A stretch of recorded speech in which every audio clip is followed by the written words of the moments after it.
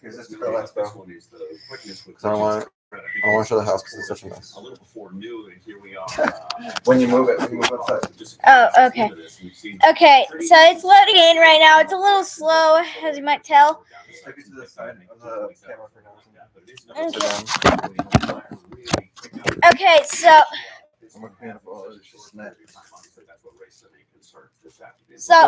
hold on. Once again, we're here with Gabriel Rodriguez doing the live presentation of the news that's happening live right now. Breaking news.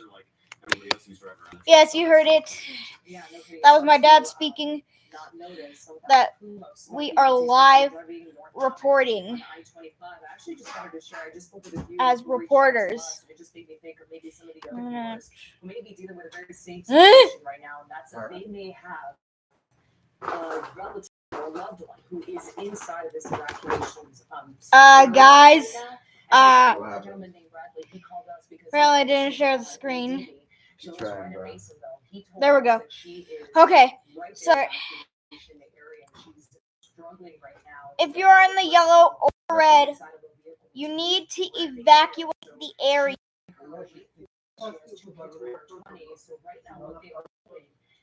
If you're just skimming the yellow, still evacuate the area.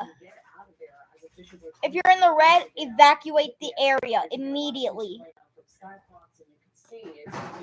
We have a set of officials who are working to take out the burning right now. Here's my dad. But we're also following officials who are going door to door and telling people they need to leave their homes. That's right. This is unprecedented news. You know, lots of people trying to evacuate. Hopefully, we won't have to evacuate. Chat. But again, Chat. I think what really stuck out to me about Will we have to evacuate? is that this is an area a little bit more Yes rural. or no? These homeowners have a little bit more land, and so with that tends to be more animals. And we have learned about evacuation where animals are being let in, and we know that communities, when this happens, they come together and they help with those mandatory evacuations to safety. But just one example of many. So, if you are in the red area, evacuate immediately. Yellow, evacuate immediately. Then how about yes? What do you guys think started the fire? Well, it could have been many things, Gabriel. There's lots of factors at play here, especially the weather lately. Oh, just microphone, sir. Lots of factors here in play. Could it have been a nuclear bomb? Highly unlikely, as a nuclear strike would have been before it entered this far into American airspace. Okay. Oh wow, look at that. It's very to show you guys this. And we're going to show you right now. And looks like the computer has a virus. Oh, no, it doesn't. It doesn't. It's called McAfee. It's because this one program I downloaded. Unfortunately, they continue to grow, and you can see why right here. Skyfox live over the Alexander Mountain fire just to the west of Loveland, and there are a number of areas where active flames are burning as we speak. You see there are a number of different areas. There are a number of areas where active flames are. There is a number of areas where active flames are Burning as we speak. burning as we speak. Firefighters are having a difficult time putting a stop to the spread. So you can put your sticky note here, like looking at the TV if you The want. wind speed and the wind direction. We also know there's low No, with the sticky note only. Just look at the temperatures like at Lisa Denver International Airport, 95 So, degrees, but the mid-90s. you guys can see the TV, right? If we can, Chief Meteorologist Dave Frazier is here now. Let's check in with Well, it'd be him. better every day here on the What table. temperatures are looking like out there? What the wind speeds are looking I got like you. out there. A lot of factors at play right now, Dave, including dry conditions. And hopefully we can get his microphone working in just a moment. Yeah, get rid of all He's these set up and ready to go. And Why? we'll check in with him just as soon as we're able to. We do have some new information about air resources there. There are now 4 helicopters on scene, a couple of planes 4 as well, helicopters? including a large air tanker, some aerial supervision, and a multi-mission Aerial aircraft. That is superheroes? there to go ahead and get some better mapping for firefighters, and it's that mapping that they use to see where the fire is growing, and that's what they use to determine those evacuation orders. So certainly not good news as the voluntary Not ones good. become mandatory evacuation I'm done. as well. But more firefighting apparatuses, some planes Apparatus. heading to this area because that's what firefighters are going to have to use to get this fire under control. I turned up the exposure here in the studio. On the ground are going to be extremely difficult. As you can see right here, the fire is quickly growing. It is quickly spreading. There's one of the helicopters right there. There are some reservoirs in this area. They're able to pick up some water right there and go ahead and do those water drops as they try to get this fire under control as it heads down. And you see what the fire is heading to is more of that steep terrain. It's going to head down there into the valley and then have to go ahead and climb up another ridge. Potentially that could be a good news for firefighters that could help the spread of the fire. Soda Yoda? If you go back to the map, because it just feel like there's some fluctuation there. I feel like, unless I've got an old version that they may have brought back the pre-evacuation area. No, I think the one on TV is correct. Okay, apologies there. So again, everything that you're seeing in that shaded red area is mandatory evacuation, and this has expanded just in the past few minutes. You can see the darkened out highway there, that's Highway 34, and it is shut down for safety closure. Obviously, they don't want anybody using it. It's smack dab in the middle of this fire zone and essentially shut down from Loveland to Estes Park. And there are evacuations on both sides of the fire, east and west. And I believe now we are going to be able to check in with Chief Meteorologist Dave Frazier. Dave, we've really been hoping you can give us a sense of what the wind speeds are like out there and just, the temperatures that the fire crews are dealing with as they're battling these flames, the low humidity that we were going into today. Dave, are you there? No, we don't. And maybe that microphone, Dave, I think 21, there's an issue with it, so may have to pick a different one. Apologies for the on-air back and forth here. We're trying to do this live as we go along here, but I think there might be an issue with that specific microphone. So we'll get that one changed out, and we'll go from there as we take a live picture right now from Skyfox. Again, the evacuation map is there on the left side of your screen. I think it's a little heartening that there doesn't seem to be a ton of high flame, and there doesn't seem to be a ton of fuel. This is such a sparse area, and it's not terribly overgrown. So I'm no hotshot, at least not in the firefighting sense, and I'm certainly not an expert when it comes to these things, but it does feel a little heartening that there doesn't seem to be a ton of fuel right in this specific spot. And as you've been mentioning, both you and Matt, this isn't a heavily populated area right where these flames are burning, which of course is always a huge concern. When firefighters are going out and responding to a wildfire, their first priority is to prevent the loss of life. Their second then becomes prevent the loss of structures and the loss of. Everybody must watch this. Everybody who lives in Colorado, you must watch this video. They go ahead and issue these mandatory evacuations. In Colorado, you must watch this video, okay? Perhaps the path of the flames in the future are no longer there and in danger. All right, now let's send it over to Chief Meteorologist Dave Frazier. Dave, we've been hoping that you can sort of bring this up to speed in terms of what conditions they're dealing with out there right now. Yeah, and actually, I will tell you, as I was trying to say before, Jeremy and Matt were talking about the fact that we had appreciable moisture, and that's true. These are the dark days of summer, right? We expect it to be dry. Some of the natural grasses have dried out. That's a natural occurrence. So this is not a situation you want at this time of the year, but it's always fire season. Now, if you look at the radar, there's actually moisture to the south, and I wish I could tell you that's coming our way. It is not. So I want to zoom in, and we'll put Fort Collins over here. You heard about Carter Reservoir. That's Carter Reservoir there. Here comes US 36. Here comes US 34 up towards Estes Park. So the fire is burning in here. The reason I zoomed in on the radar was to see if I could see that smoke plume that you're looking at there on the right-hand side of your screen. Sometimes if the smoke plume is thick enough and tall enough, you can actually see it on radar. I'm not picking that up right now. So it's a little down. The other thing I like about the picture, guys, is we talk about this all the time. Look what the smoke is doing. It's slowly drifting up. They're not battling a lot of wind. So that's good news. So let me show you. You're asking about the temperatures. Obviously, we're in the hot 90s again, up and down I-25. But as you go off to the west and you get up in elevation in that rugged terrain that you can see there, the temperatures come down a little bit, but they're still probably about 85 to 90 degrees in that rugged terrain. Now, the humidity is low, no question about it. So those are the three factors we look at: temperature, humidity, but the driving force, as Erica pointed out, is always the wind. And right now, you'll notice that the sensors, there's not a lot of wind. Look at the picture.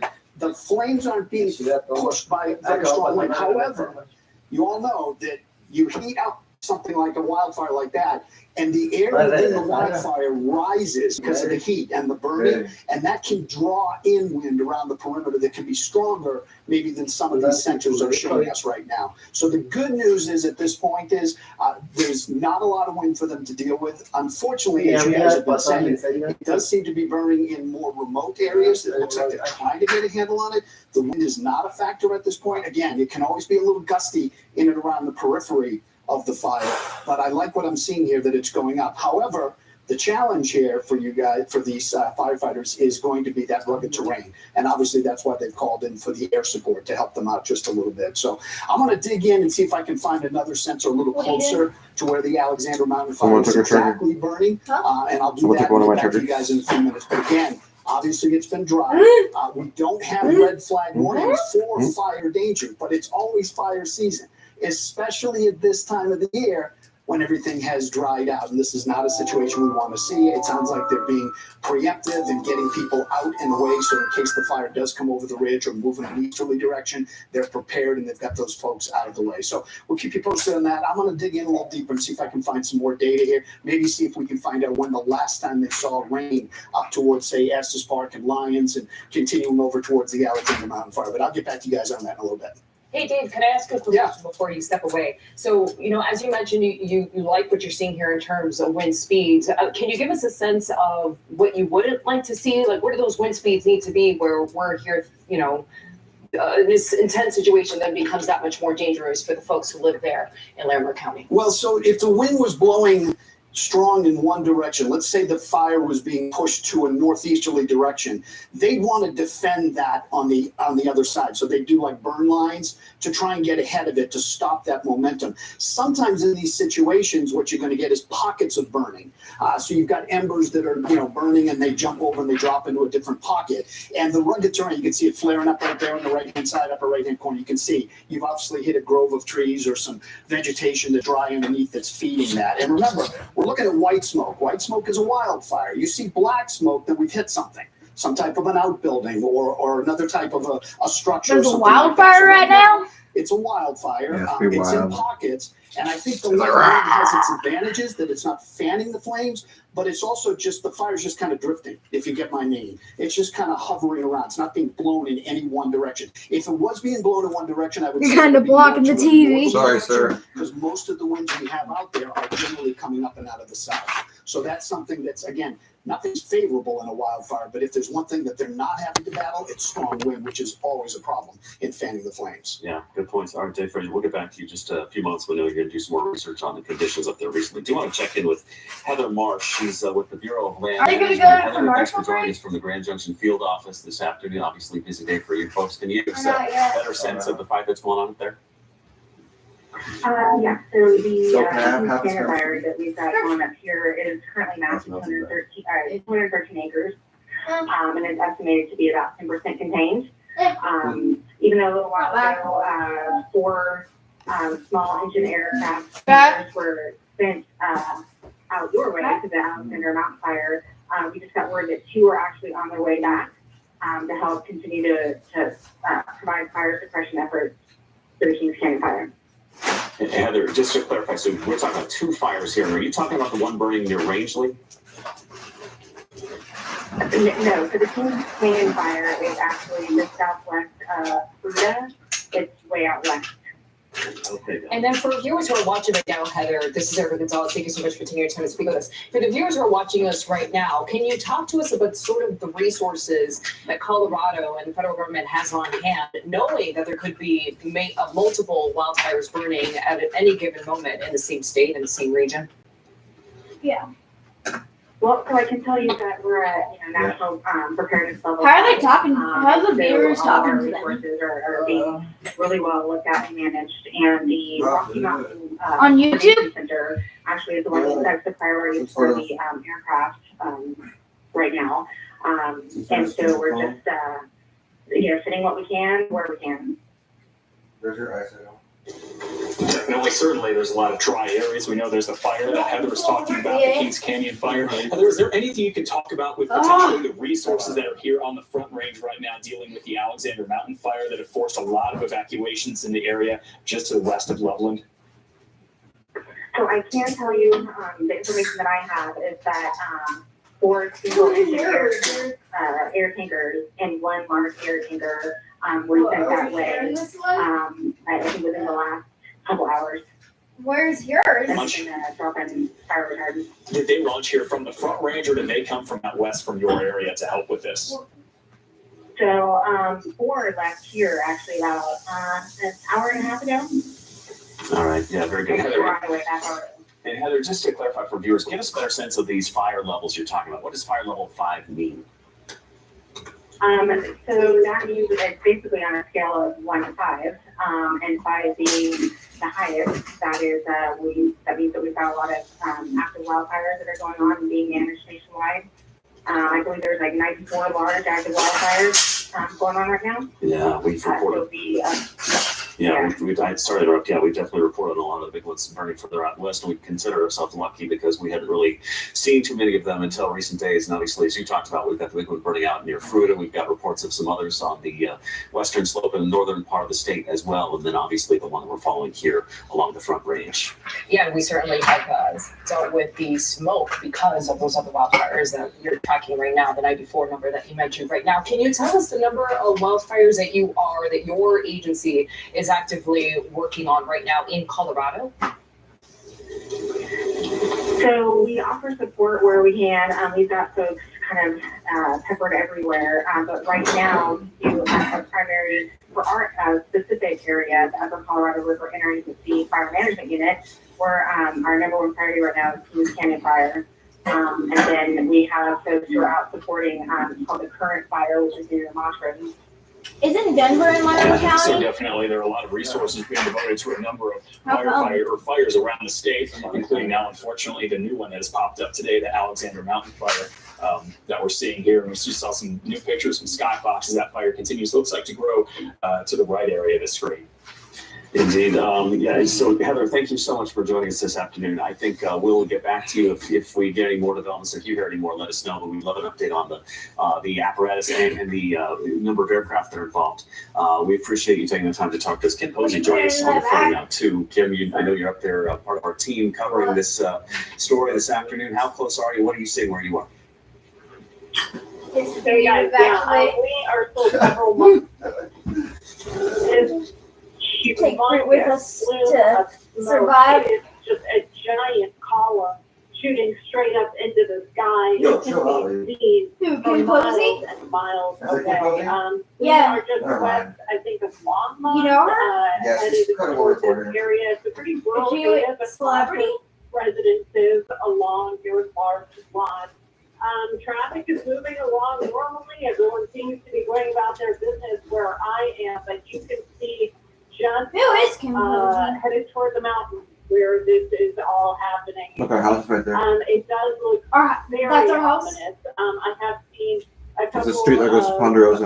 the reddish orange You know which one? Uh-huh. streams going by. Our house is right there. Those are fire retardant. If they move further back a little bit, you can see more of it. Just yet. Our house? A humongous Fire. for miles and miles. What, with the helicopter? All right, Fox 31's Kim Posey up there in the Longmont area. She talked about that it's just to the You don't south love of them, bro. Loveland. She can see that huge plume of smoke. You can see it from the Denver metro area right Matt now. Morrow as well doesn't because of know. the Alexander Mountain Fire Matt Morrow continues to doesn't grow know. at this hour. Who? Sky Fox is live, getting us a good vantage point of the fire. We have crews on the ground getting us a vantage point as well. The fire continues to grow a little bit. They talked about the winds not being as strong as maybe they were just a couple of hours ago when we talked with Fox 31's Jim Hooley. Here's a live look at the fire. I think we can kind of take down the lower third there to get a better view of exactly what is burning here up on this ridge. The fire started about 11:15 this morning, and then there it spread, and quickly it forced a number of mandatory evacuation orders. You can find out where those are right now at kvr.com. Basically, this is north and south of Highway 34. So yeah, guys, Eastern like I edges just of said, Loveland right there, people being forced out of their homes. you can check the You see that area. This is where the fire started. Again, this is by the dam This floor, and it on is KDVR.com or to the city of on Loveland. YouTube That's on back our to YouTube our channel areas. And there's KDVR. resources, 4 planes, at least 4 helicopters there, trying to put a barrier around that eastern flank of the fire. And I wonder if we could control. Can we pull up the evacuation map just one more time here, and make sure we hit refresh? I just want to make sure that it looks like maybe they've pulled some of those, I just can't tell because the map that we've got on No, they TV made is them all different than the managed one tomorrow. on their website right now, and the one on the website right now is. Yo, we're both using it at the same time. So see, yeah, it looks like they pulled mandatory evacuation. It looks like the yellow areas are once again pre-evac and not full-blown evacuation orders now. So that seems like a good sign because these are the areas in yellow we're talking about right there that's sort of up against the western edge of Loveland, and that's encouraging. We hope that means that they're feeling better. Fully full.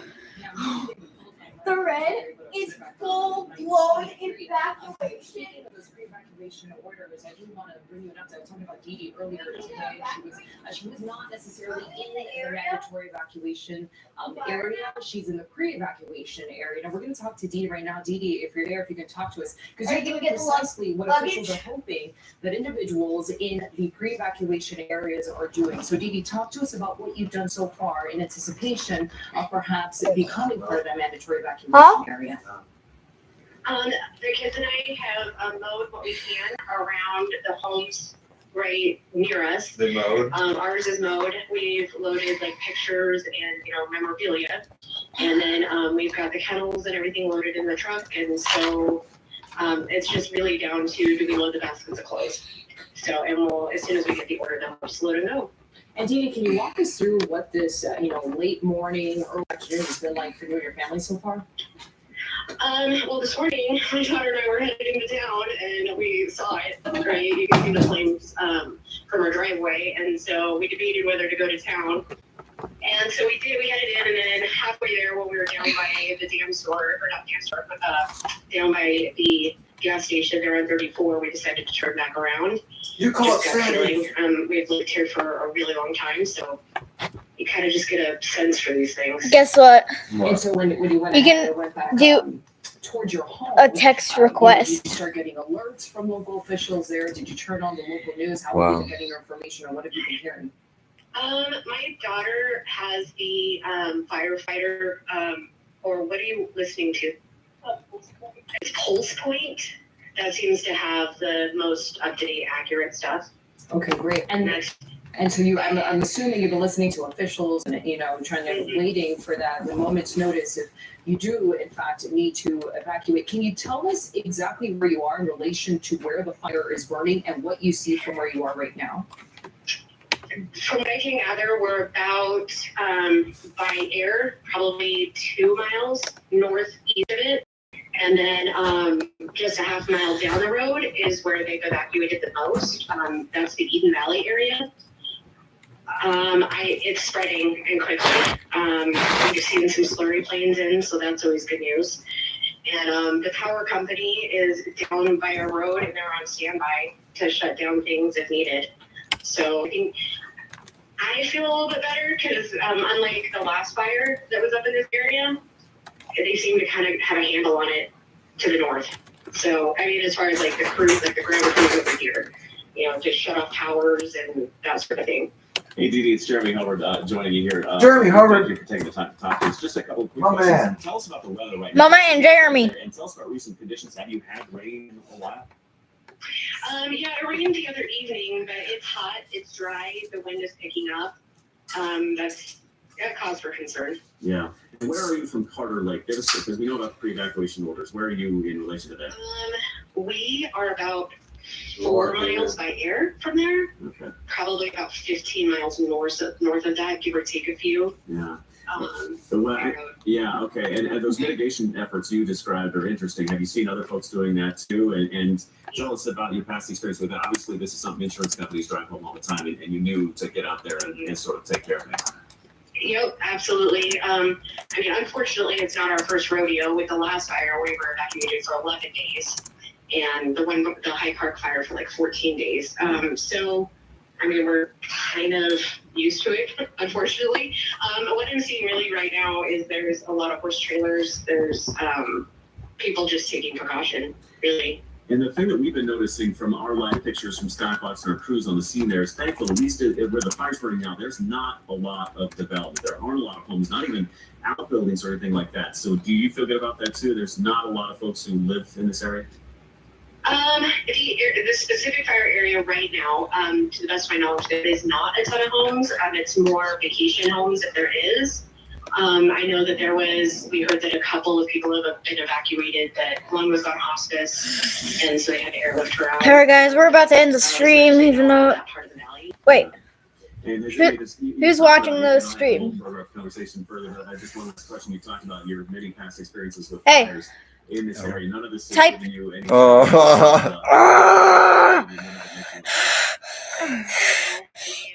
Guys, please stay tuned. Please stay tuned. Stay tuned.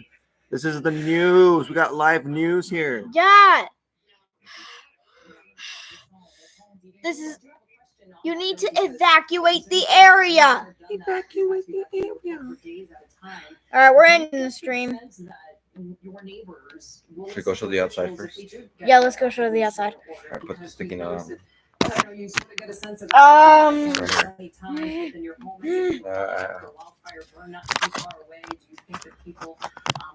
Will listen to these orders if they do come. There.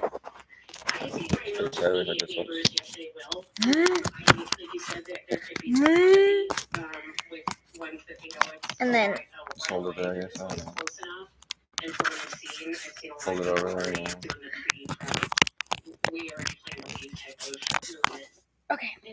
And just to be clear, you do have it. And as we talked Oh, about that, and your neighbors sort of in the same kind of situation. What? Where, it's not just your kids and grandparents that you have to take with you. It may be just the other person. I'm not wearing shoes.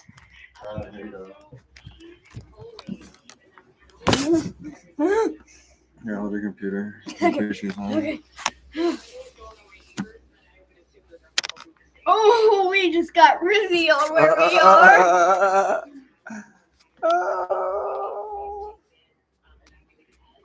And let's not show them our address. No, but none of the addresses. We're just gonna show this guy. Let's not even show them the street.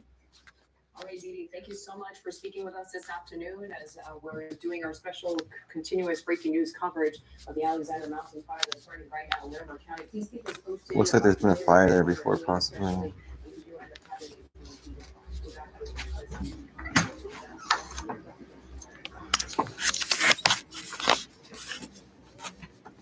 I'm reading my computer. Alright, guys. So we're outside. I'm take the sticky note off. So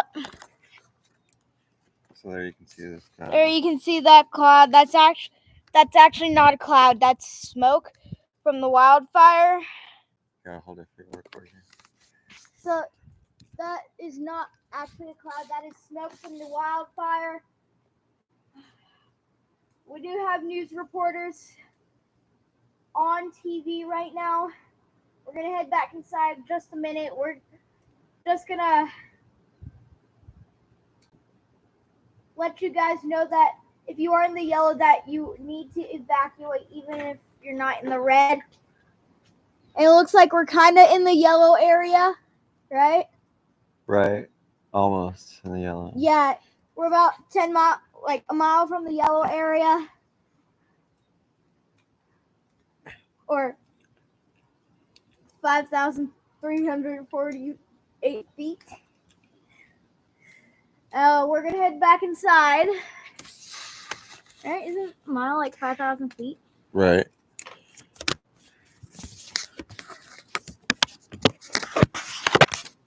You coming?